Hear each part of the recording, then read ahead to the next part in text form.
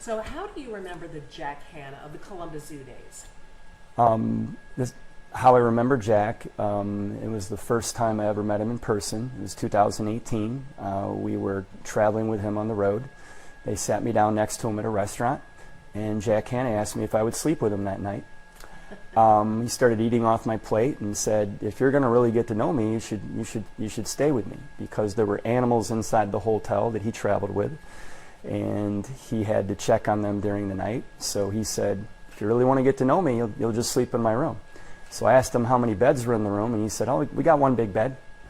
And that's how our experience started together. We spent several weeks.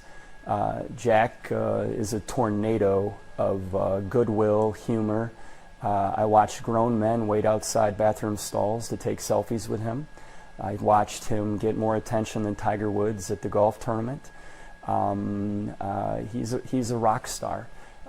His legacy has more to do with animals, but I think a lot of people would say that he did more for people than he did animals.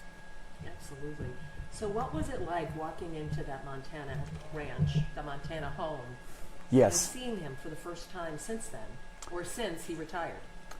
Well, the family welcomed us, and the very first night we walked off the plane, we went to a family farm that Jack had started about 20 years ago. And sadly, the farm went on the market, went up for sale that day. The family just couldn't do the upkeep with 50 acres. And they had a little picnic set up. And so, despite knowing Jack and spending a lot of time with him, I was warned the only folks he really knew anymore were his wife and his dog. And so he was getting a piece of pizza, and I walked up to him. It was just us two. And I said, "Hi, Jack. My name's Mike. Pleasure to meet you." He says, "Oh, hi. How are you?" He says, "Where are you from?" And I said, "Columbus, Ohio." And Jack says, "Have I ever been to Columbus, Ohio?" And I had a physical reaction. I choked up. I knew in that moment that the Jack Hanna that all of us knew and admired for all these years was gone. And that's how our trip out to Montana started. Just, I would say 15 minutes. Sure. 15 minutes, and this is a routine that you do every day, Yeah, correct? each time I'm going to do warm-up on the back. Awesome. Thank you. Sorry. We're good. I know. Jeez Louise. I work in a newsroom, guys. I'm used. There isn't for 33 years. Nothing's going to throw you there. No, ma'am. So you said you had a physical reaction when he didn't remember being here in Columbus. That must have really, that seems like it affected you. It did, very much so. I lost my dad last November to dementia, and in that moment, it was hard for me not to reflect back on some moments with my own father. And the Hannas invited us out there in part because they wanted the world to see what they and Jack are going through, and they wanted to empower the millions of people around the world and give them hope as they go through their struggle. And I knew in that moment when Jack said, "Have I ever been to Columbus, Ohio?" that was the way I needed to start the story. And I know it's gut-wrenching for people to read that, but that's the reality of where Jack is. They wrote something on the Jack Hanna website. They said, while Dad is still mobile, his mind fails him, the light in his eyes has dimmed, and we miss who he was each and every moment of the day. Yeah, it's incredibly sad, and there were so many powerful moments, but one that was, brought tears to everyone's eyes was one afternoon. The three Hanna daughters and Susie, Jack's wife, they called it family therapy. They just started talking. They forgot I was there. In fact, the photographer Adam Carnes and Jack were out on the deck, and Adam walks back in, and he has no idea what's happening, and he whispers, Did you make them all cry?" And I'm like, "No, just listen." And Suzanne, his middle daughter, that's what she calls herself, was reflecting on how she was the first daughter that her dad forgot. And it was heartbreaking. And then Susie tried to get Jack to remember Suzanne in that moment on the phone. And he really didn't remember who she was, but at one point he says, "Okay, sweetie, I love you, and everyone's just crying, and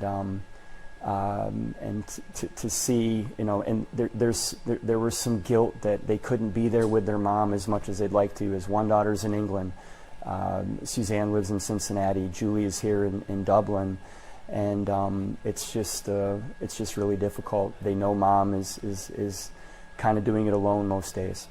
So hard. Yes. So hard, and something so many families can relate to. Yes, I have been flooded with hundreds and hundreds of messages from people in our own community and around the country, with people who have lost somebody to Alzheimer's or dementia, and just heartbreaking stories. Many say that they see their own struggles within the Hanna story. Moments like Susie telling a story that one night she couldn't get Jack up off the floor by herself, and she didn't know what to do at 3 o'clock in the morning. One staple for Susie is they go for a 2-hour walk every day, and that's her escape. That's where she says that she can still hold on to her husband. But during that walk, Jack will stop and he'll touch each tree, sometimes dangerously so. He'll reach over the ledge. There's a racing river below, and but he greets each tree. He says, "Oh, hi, tree. How are you? You're a pretty tree."